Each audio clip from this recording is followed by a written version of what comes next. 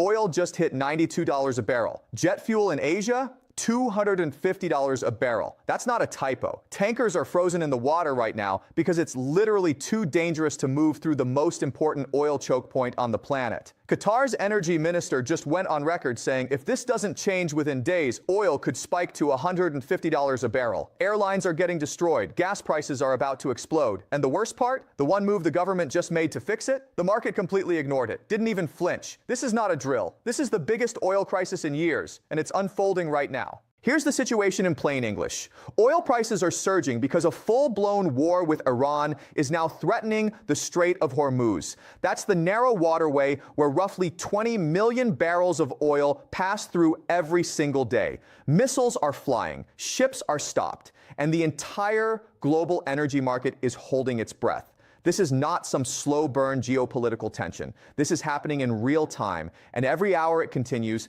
the damage gets worse. So let me walk you through exactly what's going on. As of right now, West Texas Intermediate crude topped $92 a barrel just hours ago. In the aftermarket, it's sitting at $91.29. That's a 12.6% jump in a single day. Brent crude soared above $92 as well, currently sitting at $92.71. These are massive moves. In any normal market, a 2 or 3% swing in oil would make headlines. We're talking double digits in one session. But here's where it gets really scary. Qatar's energy minister just told the Financial Times that if tankers continue to sit idle in the Strait of Hormuz because it's simply too dangerous to navigate through right now, exporters will be forced to completely halt energy production within days, not weeks, not months, days. And when that happens, he says oil prices could spike to $150 a barrel. And this isn't just about crude oil. Jet fuel prices in Asia have already hit $250 a barrel. Before all of this, they were comfortably under $100. So we're talking about prices that have more than doubled from the lows. And these aren't speculative numbers on a screen. These are real physical shortages building up in real time. The global oil market consumes 105 million barrels a day. 20 million of those barrels flow through this one strait. And for the past 5 to 6 days, that flow has been severely disrupted. When you do the math, the volume of missing oil becomes absolutely staggering. Airlines have been hammered over the past couple of days. Their stocks are tanking, and it's not just because of fuel costs. There's a much darker reason behind it, and I'm going to get to that in a second. But here's what nobody is really talking about. Here's what makes this situation way more dangerous than any oil shock we've seen in recent history. Let me show you what the real story is behind all of this. To understand why this is so serious, you need to understand the geography.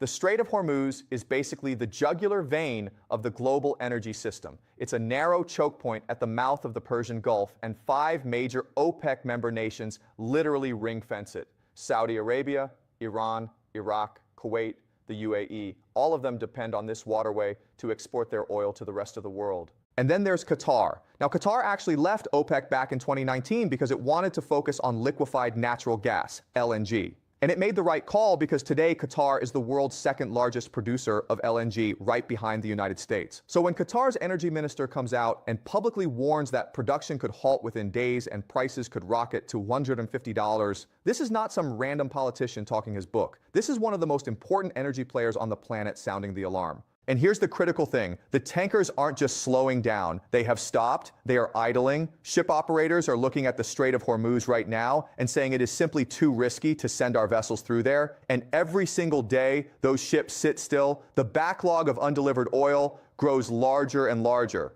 We're 5-6 days into this already. That means tens of millions of barrels of oil that should have reached refineries and markets around the world are just sitting there. The hole in global supply is getting deeper by the hour.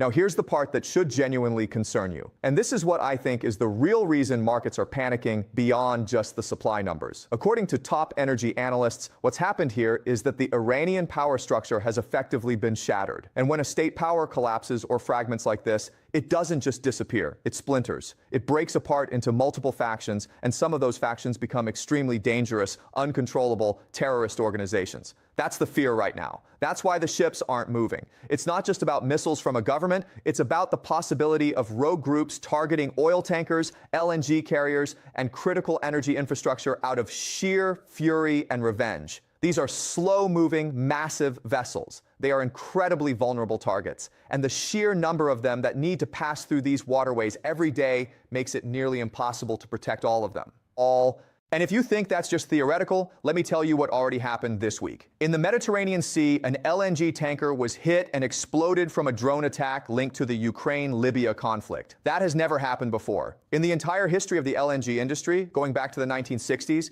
we have never seen a liquefied natural gas tanker destroyed by a drone. That's a first, and it sets a terrifying precedent. On top of that, the Houthi threat in the Gulf of Aden is still completely unresolved. They've been attacking commercial shipping for months, and nobody has been able to stop them. The Suez Canal is still dealing with disruptions. So now you've got multiple choke points under threat simultaneously. The Mediterranean, the Gulf of Aden, the Suez Canal, and now the Strait of Hormuz. This is an unprecedented situation for global energy security. So naturally, the question becomes, what can actually be done to bring prices down? The Trump administration has been scrambling. Within the last couple of hours, they announced a $20 billion insurance guarantee, promising that maritime oil tankers moving through the strait will be protected financially. Sounds like a big move, right? The market didn't care, not even a little bit. Oil prices didn't budge, and that's a very bad sign. Here's why. Maritime insurance is one of the most complex financial systems on the planet. Lloyd's of London has been handling this since the 1600s. There are layers upon layers of coverage, liability, and risk assessment built up over centuries. You can't just come out and say, here's $20 billion, everyone's covered, and expect ship operators to suddenly feel safe. These companies are looking at the US government right now and asking a very uncomfortable question. Can we actually trust this? Will this commitment hold? Is it reliable? And honestly, given the unpredictability of policy shifts we've seen lately, that skepticism is not unreasonable. Tanker companies around the world are reportedly saying they're not sure they trust the reliability of that guarantee. And the fact that the announcement had zero impact on oil prices tells you everything you need to know. This market is real. It moves 105 million barrels a day. It's not a meme stock. You can't move it with press releases. You move it with actual barrels flowing through actual waterways. The administration also announced that India would get a 30-day reprieve to continue purchasing sanctioned Russian oil, trying to ease some pressure on the supply side. But again, these are band-aids on a wound that requires surgery. The only real solution, according to analysts, is physically reopening the Strait of Hormuz and ensuring safe passage. And right now, with drones, terrorists, Houthis, and full-scale military conflict in the region, nobody can guarantee that. And look, I know some of you might be watching this thinking this is a Wall Street problem, this is a trader's problem. It's not. This hits your wallet directly. When oil goes up, everything goes up. Gas prices at the pump are about to spike hard. Airlines are either going to jack up ticket prices or start cutting routes entirely because they simply cannot afford to fly. Shipping costs for every product you buy online, every grocery item that gets trucked to your local store, all of that is tied to energy prices. If oil stays above $90 or, God forbid, hits $150, inflation that everyone thought was cooling down could come roaring back with a vengeance. Your rent, your food, your commute, all of it gets more expensive. This is one of those moments where what happens thousands of miles away in a narrow strait most people can't even find on a map ends up dictating how much money you have left at the end of the month. This situation is evolving by the hour, literally by the hour. So if you want to stay ahead of what's happening and actually understand how it affects you before the mainstream catches up, make sure you follow this page right now. Drop a comment. Tell me, where do you think oil prices are heading next? Are we hitting 150? Are we going higher? Share this with someone who needs to see it, because trust me, this is the story that's going to define the next few months. I'll see you in the next one.